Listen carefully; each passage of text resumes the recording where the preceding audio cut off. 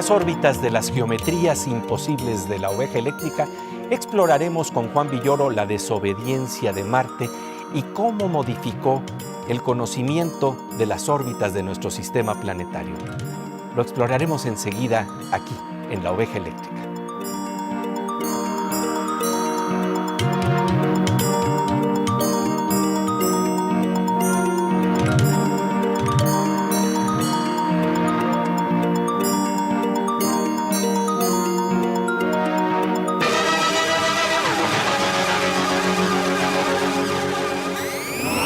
Bienvenidos a las geometrías asombrosas de la oveja eléctrica, el programa de ciencia y pensamiento de Canal 22.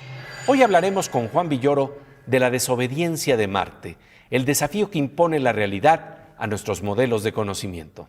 ¿Qué tal, Pepe? ¿Qué tal, querida Silvina? Pues así es, el novelista, ensayista, periodista y dramaturgo Juan Villoro escribe una obra estrenada en el Teatro Helénico que retrata el drama de la búsqueda del conocimiento, del conflicto entre la teoría y la evidencia experimental en dos grandes exploradores de las órbitas planetarias, Tycho Brahe y Johannes Kepler.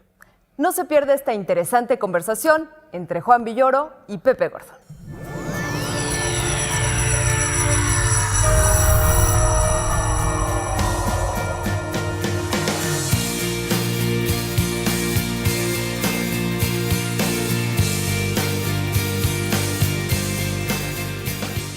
Querido Juan Villoro, qué gusto tenerte aquí en la oveja eléctrica. Muy contento de estar contigo, Pepe. Oye, pues para hablar de una obra de teatro, La desobediencia de Marte, en donde hay dos personajes que representan lo que en lucha libre se llamaría rudos contra técnicos. Estamos hablando de Kepler y estamos hablando de Tycho Brahe. Sí, fueron dos astrónomos extraordinarios que se reunieron en 1600 en el castillo de Benátek en Bohemia. Kepler era el máximo intérprete de los cielos, un hombre joven entonces, 28 años, y tenía una gran cabeza teórica. Y Tycho Brahe era danés, era un gran excéntrico, muy rico, asesor del rey Rodolfo, un hombre mundano que había perdido la nariz en un duelo y la había sustituido por una nariz de oro y plata. Y era un científico experimental, era alguien que observaba el cielo y tenía las mejores tablas de medición de la época. Entonces, uno tenía los datos, Tycho Brahe, y el otro tenía la cabeza para interpretarlos. Se necesitaban mutuamente, pero al mismo tiempo recelaban el uno del otro, porque si predominaba uno sobre el otro, ganaría la gloria y además impondría su teoría del cielo. Entonces, de este conflicto surgió el desciframiento de las órbitas de los planetas. Eran dos amigos íntimos que al mismo tiempo eran enemigos. Me pareció que era una relación sumamente teatral. Como la que plantea Schopenhauer en esta imagen del erizo, en donde necesitas el calor de la cercanía y a la vez estarte alejando, porque si tienes frío, el erizo entonces se junta con el otro erizo y tienen calor, pero al mismo tiempo se hieren, y esto es parte fundamental también de otro territorio que estás explorando, que es el de la gravitación de las relaciones humanas. Sí, a mí como escritor obviamente lo que me interesa es el factor humano. Entonces, cuando yo supe a través del extraordinario libro de Arthur Koestler, Los sonámbulos, de la relación entre Kepler y Tycho Brahe, y luego leí biografías, algunas novelas, porque el tema ya ha sido muy tratado, porque cautiva realmente esta confrontación de dos seres que se necesitan y se repelen, ¿no? A mí me interesó imaginar un poco la condición humana, cómo hablaban, cómo se reunían, cómo disfrutaban o se emborrachaban.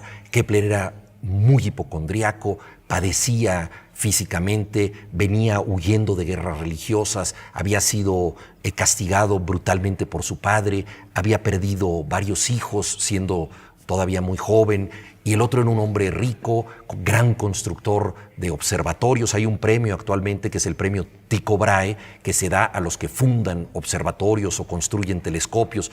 Entonces eran dos personalidades muy distintas, y a mí lo que me interesa es la parte humana, ¿no? Cuando tú ves una serie de televisión como Doctor House, en donde se hablan de minucias médicas, obviamente no entiendes de qué están hablando los cirujanos en ese momento, pero entiendes que detrás de eso hay pasiones, hay engaños, hay traiciones, hay esperanzas, ilusiones, emociones. Y es lo que yo traté de hacer con esta obra, La desobediencia de Marte, llevar a la escena las pasiones humanas detrás de estos dos grandes científicos. Y que además implica también explorar los modelos de universo que se tienen, ¿no? Porque se consideraba que las órbitas planetarias tenían que ser círculos perfectos.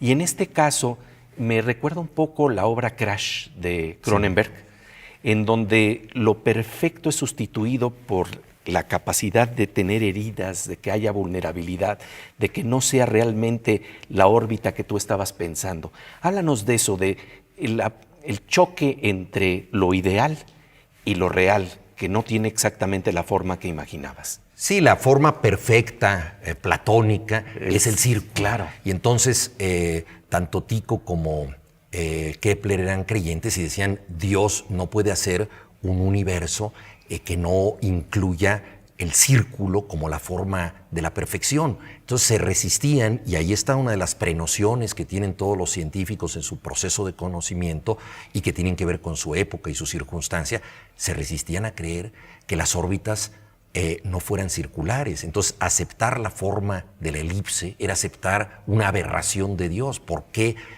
Dios había decidido que los planetas fueran así? Y el más caprichoso de todos es, por supuesto, Marte, porque es el que más se altera en su recorrido, se acelera más al acercarse al Sol, se alenta al alejarse de él. Entonces, este planeta caprichoso que pone a prueba la observación humana, como dijo Plinio, era el gran desafío. Entonces, muy tramposamente, Tycho Brahe, cuando llega Kepler y le pide sus tablas de medición, le da la órbita de Marte. Dice, descífralo. Con cierta soberbia todavía juvenil, Kepler le dice, en 8 días. A los 28 años. Exactamente.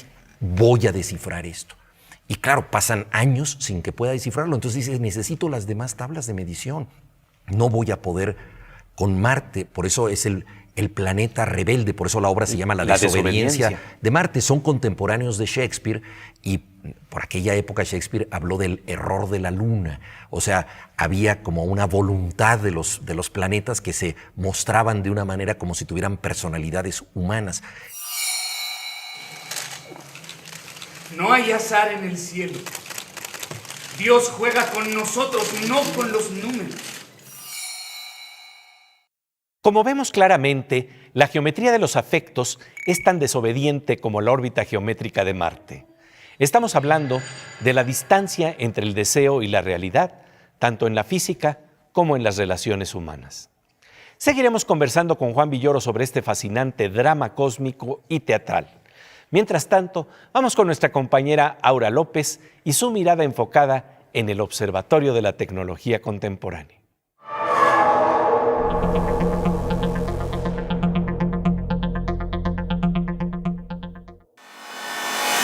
Querida Aura, un gusto encontrarnos aquí en La Oveja. Gracias, Pepe, como siempre, es un gusto. Es que me agarraste un poquito en la luna. Estabas en la luna y fíjate que bueno, de eso estamos hablando el día de hoy. No tan solo de la luna, sino más bien de las órbitas de los planetas. Y eso nos lleva a hablar de si hay posibilidad de explorar las órbitas de las emociones digitales. Fíjate que el MIT está investigando justo cómo se interpretan los emojis. Los emojis son unos pictogramas que usamos hoy en día todo el tiempo en el celular, en redes sociales, en Facebook, en Twitter y en WhatsApp, que son estas caritas felices, que además ya hay muchos otro tipo de muñequitos o de pictogramas que reflejan algo. Y justo el MIT quiere pensar, bueno, ¿qué es lo que reflejan? Porque muchas veces tú escribes algo y aunque pongas un emoji es otro sentido, todo depende del tono. Si lo haces en un modo feliz, contento, triste, sarcástico, es difícil interpretar esto. Entonces, lo que ellos hicieron fue desarrollar un algoritmo que pudiera analizar la información de 1,000 millones de tweets. Y lo que hacen es que cualquier persona incluso puede intentar ser parte de este proyecto, porque tú ingresas a una página y lo que haces es que te registras con Twitter. Ahí detectan tus tweets anteriores, los que tengan emoji, y te dicen una evaluación. ¿Qué sentiste aquí? ¿Sentiste tristeza cuando pusiste esto? ¿Interpretabas esto? ¿Sentías enojo, frustración, ira? Muchas emociones. Entonces, lo interesante de esto es justo cómo están entrenando a las máquinas o a la inteligencia artificial para que pueda tener toda esta información y cómo nosotros somos tan complejos que le damos mucho significado a muchas cosas. Matices, ¿verdad? Estamos Matices. hablando de los matices. Y curiosamente, los emojis se están volviendo los jeroglíficos contemporáneos. Así es, Pepe. Pues como siempre, un gusto encontrarnos aquí en La Oveja Eléctrica. Gracias, Pepe. Pues muchas gracias, querida Aura. Y volvemos enseguida a La Oveja Eléctrica, en donde estamos conversando con Juan Villoro sobre la desobediencia de Marte, la desobediencia de la realidad ante los modelos y paradigmas con los que la observamos.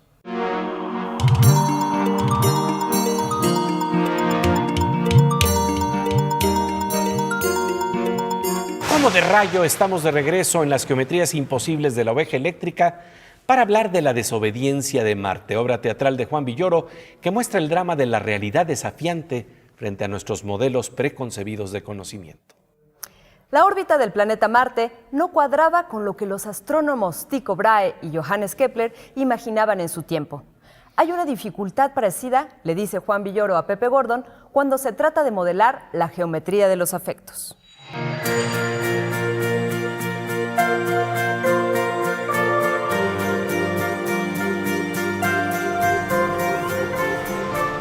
A mí me interesó todo ese desafío de conocimiento, pero también y sobre todo las pasiones, la geometría de los afectos que tiene que ver con estos astrónomos y luego con los actores que los representan. Es decir, una obra de teatro pues tiene que ver con algunas cosas que pueden ser tan lejanas como la deriva de las galaxias, pero también tiene que ver con lo más cercano, pero no menos misterioso, que es cómo nos relacionamos con el otro, que muchas veces es el más desconocido de los planetas, aunque creemos que lo conocemos. Sí, el misterio de lo que está a nuestro lado, el misterio de la gravitación de nuestros afectos, ¿no? Y en este marco hay algo que tiene en tu obra casi la calidad de un aforismo de Lichtenberg, cuando planteas que un sapo saltando en un lago de alguna manera perturba en la imagen de las estrellas que se ven desde el cielo y nos acerca a las estrellas de otra manera. Esto me parece muy interesante porque me recuerda un poco también lo que planteaba Cortázar, cuando decía, y te siento temblar contra mi cuerpo como una luna en el agua. Hay una sensación de que las estrellas se nos acercan y que se empiezan a meter dentro del ámbito de cómo juegan con nuestras ideas, cómo juegan en nuestro lago cerebral. Sí, a mí me parecía muy importante acercar el tema del cosmos a vivencias personales. Kepler tenía muy mala vista, padecía visión doble, él lo atribuía a que su padre lo había golpeado mucho en la infancia y es una gran paradoja que uno de los mayores descubridores de las leyes del universo haya visto tan mal. Nunca tuvo un telescopio a su alcance. Le escribió a Galileo pidiéndole la oportunidad de ver un telescopio y Galileo no le respondió o se negó a prestarle el telescopio, de modo que él tuvo una visión muy limitada del cielo y sin embargo lo descifró. Y a mí me parecía importante pensar dónde veía él las estrellas. Y nosotros sabemos que muchos astrónomos, los mayas por ejemplo, utilizaban espejos de agua. Entonces una manera de acercar el cielo. Y él habla del estanque de su pueblo, que es lo más cercano que tiene. Y en un momento dado, Tycho Brahe le dice, pues es un estanque lleno de sapos que tiembla cuando un sapo entra al agua o sale de ella. Es un cielo infructuoso. Y él le contesta a Kepler, el estanque de mi pueblo es el cielo. Y a mí eso me parece muy interesante porque es una manera de entender lo más distante a través de algo muy modesto, pero que nos consta y que es nuestro. El estanque de nuestro pueblo es donde podemos ver reflejadas las estrellas, por lo tanto, ese es el universo que queremos descifrar. Y en ese estanque la realidad tiembla. Claro. No es este círculo perfecto. Claro, no es constante. Primero porque tiene sapos, luego llega un niño travieso y empieza a arrojar piedras al estanque, como suelen hacer los niños para que hagan patitos. Entonces el cosmos se empieza a mover, es inestable. Es inestable, es vulnerable y eso es también algo muy importante de notar en términos a las aproximaciones científicas, porque siempre se puede pensar que, ¿no?, cuando estamos hablando de la ciencia estamos hablando de un mundo acabado, de un mundo perfecto, pero no es así. Está también el error, está la vulnerabilidad. Bueno, ahora que hablas del error, a mí una cosa que me parece interesantísima en Kepler es que sus mayores descubrimientos fueron producto de preguntas equivocadas, pero sumamente creativas. Él escribió un cuento de ciencia ficción, Sueño, y de pronto se preguntó por qué hay 6 planetas, lo cual era un error porque había más planetas, claro, pero no se sabía. Y él dijo, si Dios decidió que hubiera 6 planetas, tiene que haber alguna ley. Entonces dijo, solo hay 5 cuerpos sólidos perfectos. Entonces, entre los 6 planetas, hay 5 intervalos, cada uno debe corresponder a un sólido. Si meto uno dentro del otro, tengo una figura del cosmos. Era algo que tenía que ver quizá más con un pintor como Escher o con un escritor como Borges, que con un científico propiamente dicho, porque además él no era muy bueno en matemáticas, las ecuaciones se le dificultaban. Bueno, era infinitamente superior a cualquiera de nosotros, pero no era su fuerte. Pero esa pregunta errónea lo llevó a plantearse temas de las órbitas de los planetas que dieron lugar a una respuesta correcta. Murió convencido de que su gran contribución a la humanidad había sido preguntarse por qué hay 6 planetas. Era algo falso, pero tuvo resultados concretos extraordinarios. Un día me hice una pregunta que nadie se había hecho antes. ¿Por qué hay 6 planetas? ¿Por qué no 10 o 12? Tu teoría de los sólidos perfectos es impresionante. Volvería a perder la nariz con tal de concebir algo semejante. ¿Por qué hay 6 planetas? Sin embargo, la pregunta errónea, como dice Juan Villoro, llevó a Kepler a plantearse temas de las órbitas de los planetas que dieron lugar a una respuesta correcta. Continuaremos conversando con Juan Villoro sobre la desobediencia de la órbita de Marte a nuestros perfectos y platónicos modelos de la realidad. Mientras tanto, vamos a la sección del querido doctor Morsa, que nos interna en un mundo en donde se modela y se hackea la realidad mediante la informática.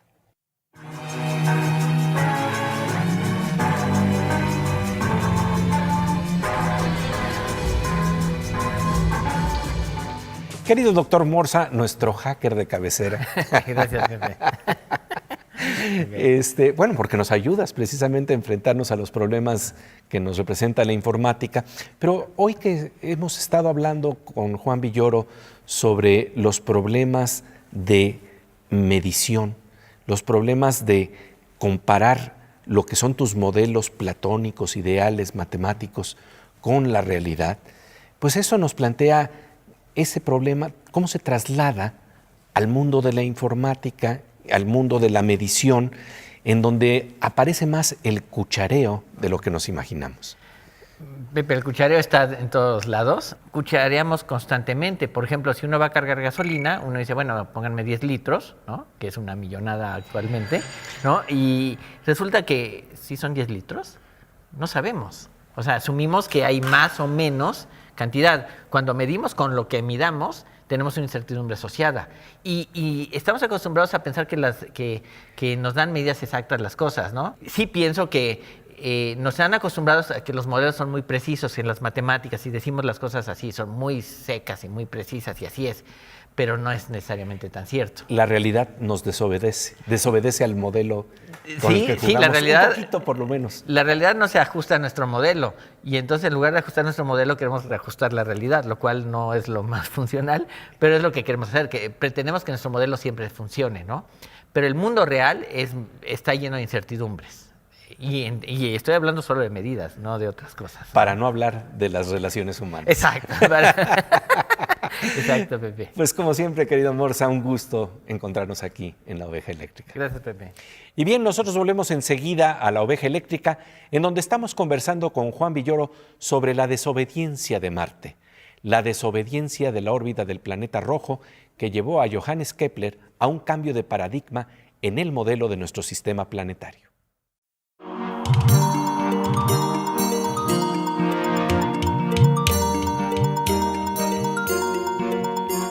Como de rayo, estamos de regreso en La Oveja Eléctrica, en donde en el marco de geometrías asombrosas estamos hablando de la desobediencia de Marte y el desafío a nuestros modelos de conocimiento que tuvieron que confrontar los astrónomos Tycho Brahe y Johannes Kepler. Juan Villoro lleva a los escenarios teatrales un drama de la historia de la ciencia que le permite explorar las órbitas de las pasiones en los tiempos de esos personajes, pero también de los actores mexicanos que los representan hoy en día.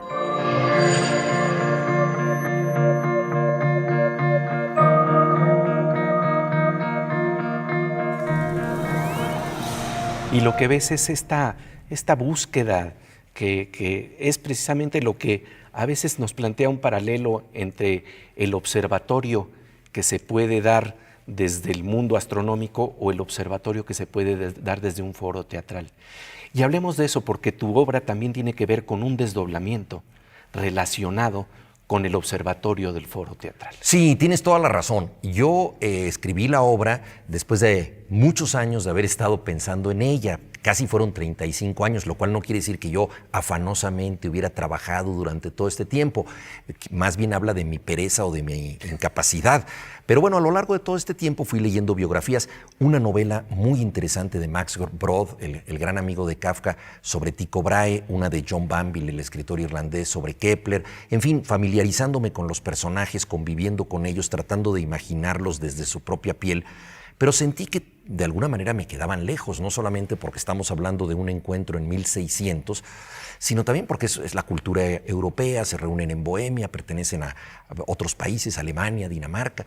Entonces yo dije, bueno, ¿qué tengo que ver yo con ellos de manera tan directa? Y dije, sería interesante establecer un contrapunto, hacer un desdoblamiento, llevar a los astrónomos, a los actores que los representan en un foro contemporáneo en México, cómo los ven a ellos, y esto me permitía también completar la historia científica, porque hay cosas que sucedieron después del encuentro entre Kepler y Tycho Brahe. Una importantísima: Kepler se robó las tablas de medición, Tycho muere sin dárselas, entonces él se las tiene que llevar para poder descifrar esto. Luego a su madre la acusan de brujería, él logra salvarla. John Milton, el gran poeta, autor de El paraíso perdido, visita a Kepler. Shakespeare es su contemporáneo. Entonces, todo este contexto, yo dije, ¿cómo lo voy a meter si sucede después de ese encuentro? Entonces, los actores pueden hablar de eso y de sus propios problemas. Y esto también me permitía a mí, Pepe, hacer que la obra no solamente tuviera que ver con problemas abstractos del universo, sino llevarlos a lo que tú decías, la gravedad entre los seres humanos, ¿no? La geometría de las pasiones. Llevarlo a tu estanque. Exactamente, al estanque. Que tiemble en tu estanque. Exactamente, qué bonita. En el foro teatral. Sí. Dicho de otra manera, en la obra de teatro La desobediencia de Marte, Juan Villoro explora los efectos de la gravedad en las órbitas de los planetas, los modelos que hacemos de la realidad. Pero también, como lo insinúa memorablemente Milán Kundera, Villoro investiga la insoportable gravedad o levedad del ser, la geometría irregular de las pasiones. En nuestra próxima emisión continuaremos esta charla con Juan Villoro y hablaremos precisamente de los vasos comunicantes entre el Observatorio del Cielo y el Observatorio Teatral. Pasamos ahora a la sección Veo, en donde nos asomamos al Observatorio de la Mirada Poética de las imágenes que nos trae la ciencia. Se acerca la voz de nuestra querida compañera Miriam Moscona.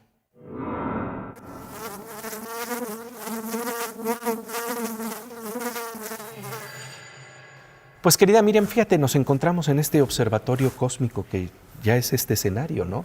Todo un cosmos.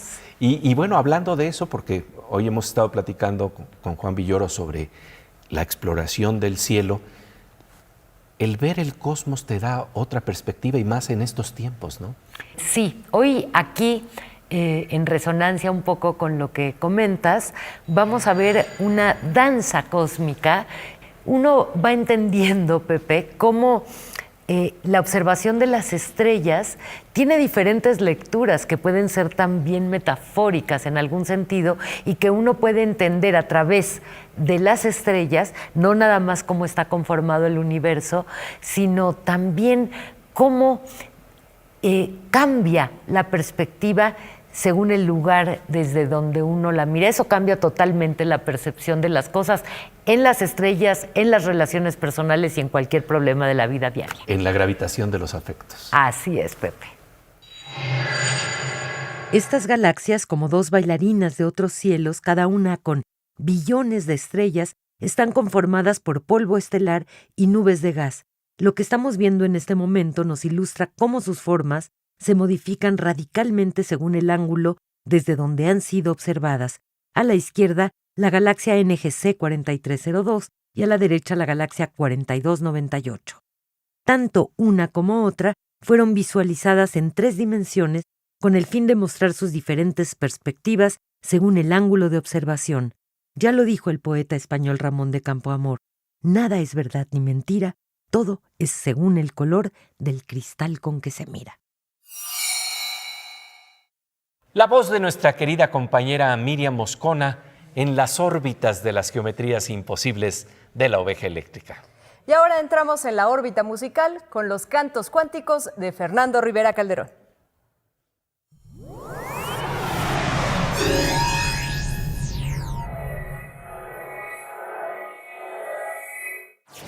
Pues querido Fernando Rivera Calderón, fíjate que hoy vimos que hay científicos que siguen vibrando en la laguna de nuestra mente. Wow, no, pues en mi caso van a vibrar mucho, porque yo tengo unas lagunotas mentales, parecen del lago de Chapala, mis lagunas mentales, mi querido Pepe. Por eso vamos a hacer una canción, nuevamente vamos a volver a este género vernáculo, científico. Sí, ¿verdad? Vernáculo cósmico, cuántico, exacto.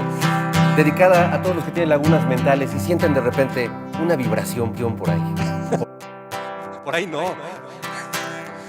En mi laguna mental tú me aventaste una piedra, tú me aventaste una piedra y yo sentí tu resonar. Mi laguna no es muy honda, tu piedra me hizo vibrar, tu piedra me hizo vibrar. Y yo dije qué buena onda hizo tu piedra en mi laguna mental. Qué buena onda hizo tu piedra y ando muy sentimental en mi laguna mental. Tú me aventaste una piedra, tú me aventaste una piedra y yo sentí tu resonar. Y para salir de lagunas mentales, ¿qué te parece si nos vemos en la próxima emisión de la oveja eléctrica, donde las estrellas vibran en la laguna mental?